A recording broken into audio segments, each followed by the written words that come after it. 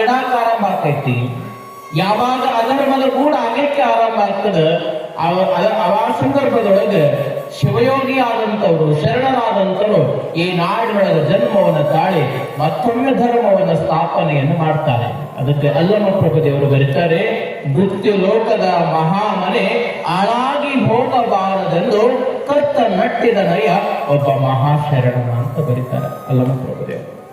ಇದು ಕೆಡೋ ಕಾಲಕ್ಕೆ, ಈ ಭೂಮಿ ಕೆಡೋ ಕಾಲಕ್ಕೆ ಒಬ್ಬ ಶಿವಯೋಗಿಯನ್ನ ಆ ಶಿವನೇ ಕಟ್ಟು ಕಳಿಸ್ತಾನ. ಆ ಪ್ರಸಂಗದೊಳಗ ನಂದೀಶನಾಗಿರ್ತಕ್ಕಂಥವನಿಗೆ ಅಪ್ಪಣೆ ಮಾಡಿದ, ಏನಂತ?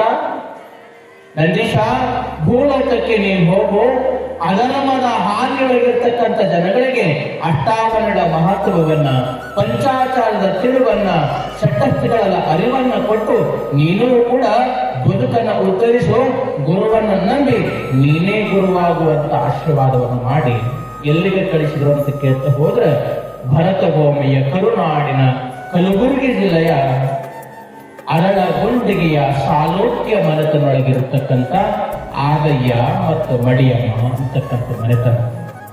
ಏನು ಆನಂದವಾದ ಜೀವನ ಗೊತ್ತೇನು? ಎಷ್ಟು ಕಷ್ಟ ಇರಲಿ, ಸುಖ ಇರಲಿ, ನೋವ ಇರಲಿ, ನಲಿವ ಇರಲಿ, ದುಃಖ ಇರಲಿ, ಎಲ್ಲವುಗಳ ಮಧ್ಯೆ ಆದಯ್ಯ ಮಡಿಯಮ್ಮ ಯಾರನ್ನ ನಂಬಿದ್ರು ಅಂತ ಕೇಳ್ತು ಹೋದ್ರ, ಗುರುವನ್ನ ನಂಬಿದ್ರು, ಕಾಯಕವನ್ನ ನಂಬಿದ್ರು, ದಾಸೋಹವನ್ನ ನಂಬಿದ್ರು. ಅಪ್ಪ ನನಗೆ ಒಂದು ದಿವಸವೂ ಕೂಡ ಸುಖ ಕೊಡುವಂತ ಬೆಳ್ಳಿಲ್ಲ, ಒಂದು ದಿವಸ ಕೂಡ ಭಕ್ತಿಯನ್ನ ಮಾಡಿ ಹಿಂಗೆ ನನಗೆ ವರ ಕೊಡುವಂತ ಬೇಡಲಿಲ್ಲ. ಸದಾ ಕಾಲ ಕಾಯಕವನ್ನು ಮಾಡತಕ್ಕಂಥ ಆದಾಯನವರು ಬೇಡಿ ಬಂದ ಸದಾ ಕಾಲ ನಾವು ಮೂರಾಗ ಯಾರು ಹಸಿರು ಬರ್ತಾರಲ್ಲ ಅವ್ರು ಹಸಿವಿನಿಂದ ವರಾಗ ಹೋಗ್ಬಾರ್ದು, ಕೊಂಡು ಹೋಗ್ಬೇಕು ಅನ್ನೋ ಸಂಕಲ್ಪ ಆದಾಯನವರು. ಮನೆಗೆ ಬಂದ ಜಂಗಮ ಆಗಲಿ, ಭಿಕ್ಷಕ ಆಗಲಿ, ಯೋಗಿ ಆಗಿರ್ಲಿ, ತ್ಯಾಗಿ ಆಗಿರ್ಲಿ, ಮನೆಗೆ ಬಂದ ಮುಂದೆ ನಿಂತಂತ ಜಂಗಮ ಭವತಿ ಭಿಕ್ಷಾಂದೇಹಿ ಅಂತ ಬೇಡಿದ್ರ ಬರಿಗೈಲಿ ಕಳಿಸ್ಬಾರ್ದು, ಅವ್ರ ಹೊಟ್ಟೆ ತುಂಬ ಊಟ ಹಾಕಿ ಕಳಿಸ್ಬೇಕು ಅನ್ನೋದು ಮಡಿಯಮ್ಮ ತಾಯಿ. ಈ ಭವ್ಯವಾದ ದಾಂಪತ್ಯವನ್ನು ನೋಡಿರಿ, ಪರಮ ದಯಾನದಿಯಾಗಿರ್ತಕ್ಕಂಥ ಶಿವ ನಂದಿಗೆ ಅಪ್ಪಣೆ ಮಾಡಿದ, ಅಪ್ಪ ನೀ ಸಾಲೋಕ್ಯ ಮನೆತನೊಳಗೆ ನೀವು ಜನಿಸಬೇಕು, ಸಾಲೋಕ್ಯ ಮನೆಯೊಳಗೆ ನೀವು ಜನಿಸ್ಬೇಕು.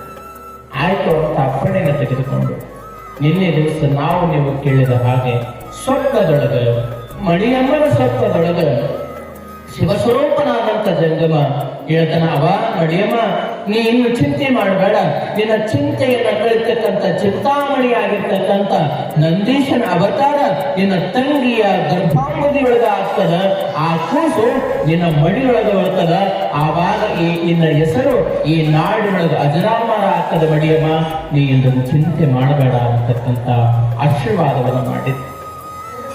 ಸಂಗಮಾಂಬೆಯ ಪುಣ್ಯ ಕನಸಿನೊಳಗೂ ಕೂಡ ಆ ಶಿವಯೋಗಿ ಜಂಗಮನಾದವನು ಆಶೀರ್ವಾದ ಮಾಡಿದ, ಏ ಸಂಗಮಾಂಬೆ ನಿನ್ನ ಪುಣ್ಯ ಗರ್ಭದೊಳಗೆ ನಂದಿಯ ಅವತಾರ ಆಗ್ತದೆ, ಆ ನಂದಿಯ ಅವತಾರದಲ್ಲಿ ನಿಮ್ಮ ಸಾಲೋಕ್ಯ ಮನೆತನೊಳಗೆ ಮಾತ್ರ ಕೀರ್ತಿ ಪಡೆಯುವುದಿಲ್ಲ, ಸೂರ್ಯ ಚಂದ್ರ ಇರೋ ಗಂಟ ಈ ನಿಮ್ಮ ಸಾಲೋಕ್ಯ ಮನೆತನದ ಕೀರ್ತಿಯನ್ನು ಹರಡುತ್ತಾನೆ, ಆ ಕೂಸನ್ನ ನಿನ್ನ ಅಕ್ಕನಾಗಿರ್ತಕ್ಕಂಥ ಮಡಿಯಮ್ಮನ ಒಡಲಾಗ ಹಾಕುವಂತ ಆಶೀರ್ವಾದವನ್ನು ಮಾಡಿ.